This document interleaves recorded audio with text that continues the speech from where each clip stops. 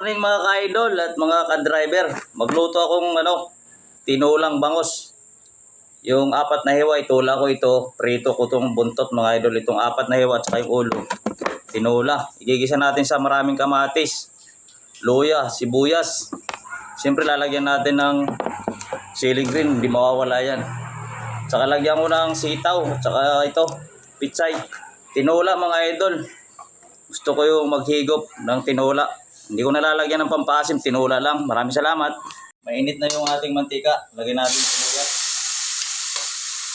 Ilan tayo mga idol, guys. Ano yung sibuyas? Durugin lang natin yung sibuyas mga idol. Pagka naluto yan, ay sibuyas, kamatis. Kamatis pala mga idol. Sorry. Ito pala yung sibuyas, tapos luya na. Tapos sibuyas. Baliktad mga idol.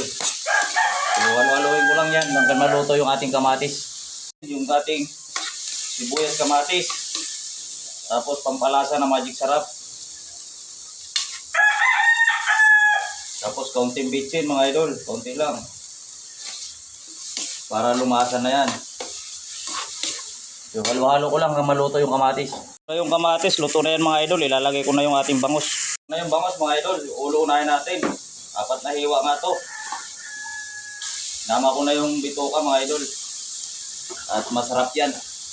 So hintayin ko lang sabawan natin yan. Buat tayong pansabaw mga idol. Sabawan na natin yung ating tinulang bangus. Huwag natin pakaramihan para malasa.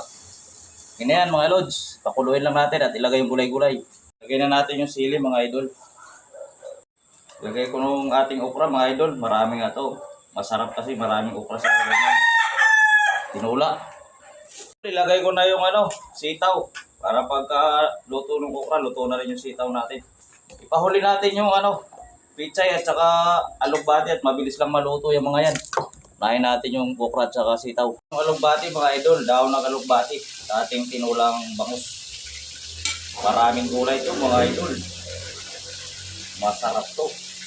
Sabay na natin itong pichay mga idol. Putulin lang natin. Iunan natin yung mamaya na yung dahon mga idol. Mabilis maluto yung dahon. Ng asin mga idol at medyo matabang. Ang ating sabaw. Konting asin lang.